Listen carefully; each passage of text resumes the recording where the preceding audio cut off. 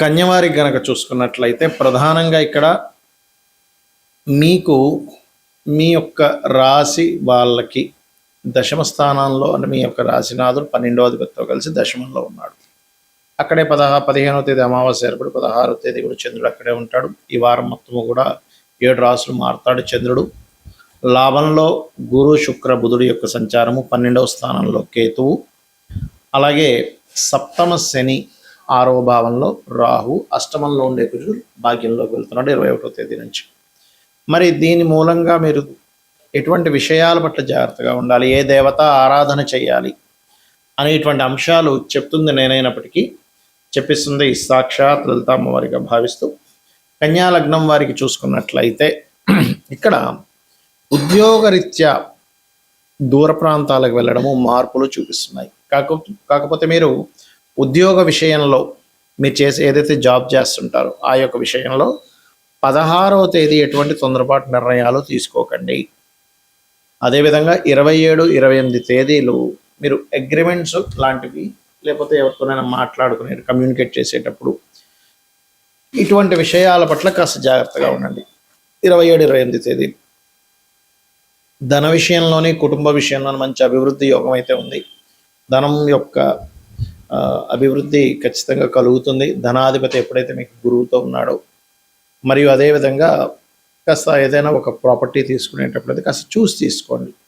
ఎందుకంటే సప్తమంలో ఉండేటువంటి శని చతుర్థం మీద దృష్టి ఉంది. దీని మూలంగా కొంచెం విద్యా విషయంలోని కొంచెం ఇబ్బంది ఉంటుంది. కాంపిటీషన్ ఎగ్జామ్స్ ఇలాంటి విషయాల్లో చాలా బాగుంటుంది చెప్పాలంటే.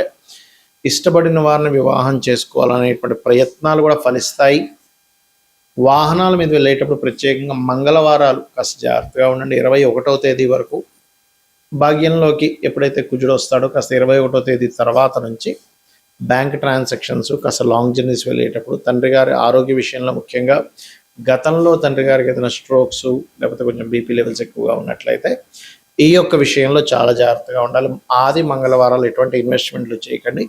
తప్పనిసరి ఇన్వెస్ట్మెంట్, ఎందుకంటే కొంతమందికి డైలీ ఇన్వెస్ట్మెంట్ చేయాల్సిన పరిస్థితి ఉంటుంది కిరాణా షాపులు. అలా రెగ్యులర్గా చేసేవి సంబంధం లేదు. కానీ స్పెసిఫిక్ ఇన్వెస్ట్మెంట్ చేసేటప్పుడు మాత్రం తప్పదు అని అనుకుంటే గణపతిని, సూర్య భగవాను ఒకసారి తలుచుకొని ఇన్వెస్ట్మెంట్ చేయండి, మీకు బాగుంటుంది. మరియు మీరు వెంకటేశ్వర స్వామి యొక్క ఆరాధన చేయండి, అన్ని విధాలా మీకు బాగుంటుంది. గోచార ఫలితాలు ఒక ఎత్తు అయితే మీకు ఎప్పుడైనా గుర్తుపెట్టుకోండి, మీ జన్మజాతకంలో అసలు ఏ కాంబినేషన్స్ ఉన్నాయని చూసుకోవాలి. అంటే ఎంతసేపు మనం జనాలకి బేసిక్కే అలవాటు అయిపోవడం వల్ల ఏలినాటి శని ఉందా లేదా ఇదే బేసిక్గా చూసుకుంటుంటారు. ఏలినాటి శని ఉందా, అర్ధాష్టమ శని ఉందా, అష్టమ శని ఉందా.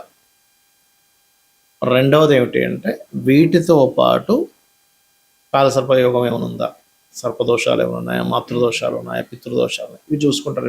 ఇవి నేను తప్పు అనట్లేదు.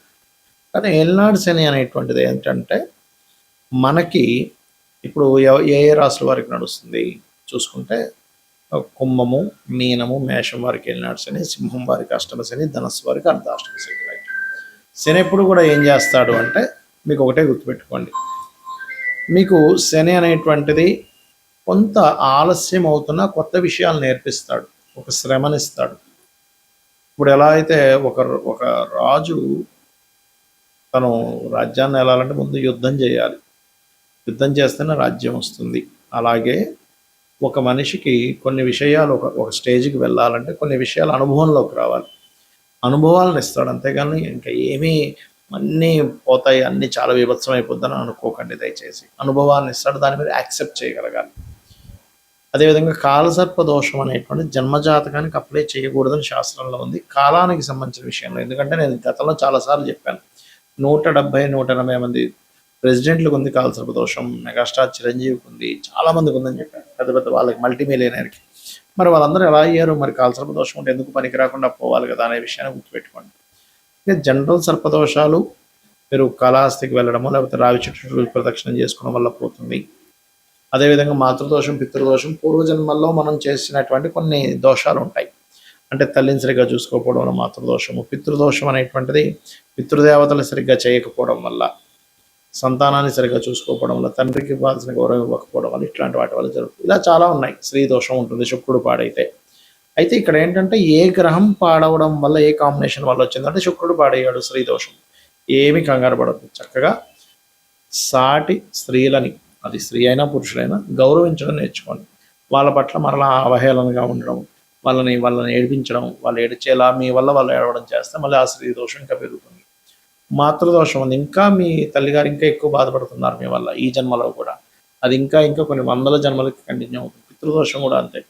పితృదేవతలకి గతంలో తెలియక చేయలేదు, అది పితృదోషంగా వచ్చింది. అప్పుడు ఆ పితృదోష సంబంధించినటువంటి స్వయం పాకం ఇవ్వడము, లేకపోతే ఏదైనా గయా లాంటి ప్రదేశాలను అక్కడ పితృతర్పణాలు చేయడం, లేకపోతే నిత్య పితృతర్పణాలు చేయడం, లేదా అమావాస్య నాడు పితృదేవతల కోసం వదలడం చేయాలి. అంతేగాని ఏదో అయిపోతుందని కాదు. ఇక్కడ ఏంటంటే మీకు లగ్నం నుంచి 12 భావాలు అనేటువంటివి ఉంటాయి. లగ్నం ఏమిటి, లగ్నం యొక్క స్థితి ఏమిటి, మీ యొక్క ఎదుగుదల, మీ లైఫ్లో ఎందుకు ఎప్పుడు అప్ అండ్ డౌన్స్ వస్తాయని చెప్తుంది. ధనాధిపతి చూడాలంటే సెకండ్ హౌస్, అంటే మీకు ధనము ఏ రూపంలో, ఏ మార్గంలో ఎప్పుడు ఎక్కువగా వస్తుంది, ఏ మార్గంలో ఎప్పుడు పోయే ఛాన్సెస్ ఉన్నాయి, ఎప్పుడు జాగ్రత్తగా ఉండాలి ధనం విషయంలో అనేటువంటి చూపిస్తుంది. అదేవిధంగా 3వ భావంలోకి వెళ్తే సిబ్లింగ్స్, మీ యొక్క ప్రయత్నాలు ఇవన్నీ ఉంటాయి. అంటే సిబ్లింగ్స్తో మీకు ఉండే రిలేషన్ ఏంటి. కొంతమంది బాధపడుతుంటారు, ఏమిటంటే మా సొంత అన్నయ్య ఇలా చేశాడు, మా తమ్ముడు ఇలా చేశాడు, మా అక్క ఇలా చేసింది, మా చెల్లి ఇలా చేసింది అంటారు. అది పూర్వజన్మల్లో ఉన్నటువంటి కొన్ని కర్మలు వెంటాడుతూ ఉంటాయి ఆ రూపంలో వచ్చి. మన కర్మలన్నీ కూడా మన తల్లిదండ్రులు, పిల్లలు, అన్నదమ్ములు, అక్క చెల్లెళ్ళు, స్నేహితులు, దాయాదులు వీళ్ళ రూపంలోనే వస్తారు, గుర్తుపెట్టుకోండి. ఇవి ఎక్కడి నుంచి తప్పించుకోలేరు. ఇంకా తప్పించుకుందామని ప్రయత్నం చేసినప్పుడు రోగ రూపంలో వస్తుంది కర్మ. కాబట్టి మీ విద్యా విషయం, ప్రాపర్టీ విషయం 4వ భావంలోని, సంతాన అభివృద్ధి, సంతానం గురించి విషయాలన్నీ 5వ భావంలోని, రుణ రోగ శత్రు భావాలన్నీ 6వ భావంలోని, జీవిత భాగస్వామి ఎప్పుడు వస్తుంది, అసలు ఎప్పుడు వివాహం చేసుకోవాలి, ఎలాంటి ప్రయత్నం చేస్తే మీకు అవుతుంది, అసలు ఎందుకు ఇంత లేట్ అవ్వడానికి కారణాలు ఏంటి అనేటువంటివి, ఏం చేస్తే మీకు వివాహం అవుతుంది 7వ భావంలోని, ఆకస్మిక సంఘటనలు, ఆయుష్ అంతా 8వ భావంలోని, తండ్రి, గురువులు, దేవతా క్షేత్రాలని భాగ్యభావంలోని, మీరు చేసే ఉద్యోగాలు దశమంలోని, మీరు చేసేటువంటి వ్యాపారాల లాభస్థానంలో, మీరు ఎప్పుడు ఇన్వెస్ట్మెంట్ చేయాలి, ఎప్పుడు పెట్టకూడదు, అసలు మీ పేరు మీద ఇన్వెస్ట్మెంట్ చేయొచ్చా చేయకూడదు అనేటువంటిది 12వ భావంలో ఉంటుంది. ఇలా 12 హౌజెస్ ఉంటాయి ఆస్ట్రాలజీలో.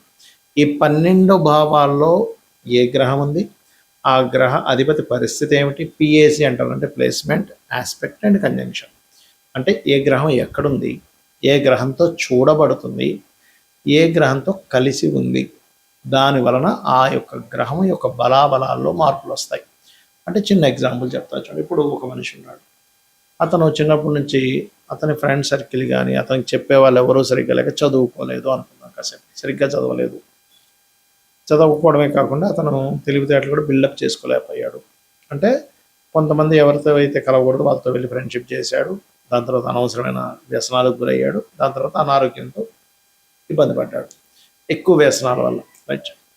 అంటే ఏంటి, ఒక మనిషి ఎలా అయితే ఎవరితో కలిశాడో, ఎవరి ఇన్ఫ్లుయెన్స్లోకి వెళ్ళాడో, ఎక్కడ నివసిస్తున్నాడో అనే ఎఫెక్ట్ ఎలా ఉంటుందో, అదేవిధంగా ఒక మనిషి మంచి తల్లిదండ్రులు, చెప్పేవాళ్ళు బాగున్నారు, బాగా ఇంటెలిజెంట్, బాగా చదువుకున్నాడు, మంచి వ్యాపారం పెట్టాడు, మంచి ఉద్యోగంలో జాయిన్ అయ్యాడు, లైఫ్ మంచి భార్య పిల్లలు వచ్చారు, లైఫ్ అంతా అద్భుతంగా ఉంది, మంచి గుర్తింపు ఉంది.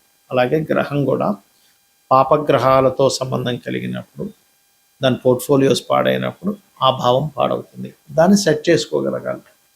లేదా శుభగ్రహ సంబంధాలు వచ్చినప్పుడు ఆ భావం బాగుంటుంది, అదంతా ఫ్రూట్ఫుల్ ఇస్తుంది. ఇదంతా పూర్వజన్మ కర్మ వల్ల వస్తుందని అర్థం చేసుకుంటూ కనీసం ఈ జన్మలో అయినా తెలిసి ఎటువంటి బ్యాడ్ కర్మలు చేయకుండా ఉండాలి. శ్రీమాత్రే నమః.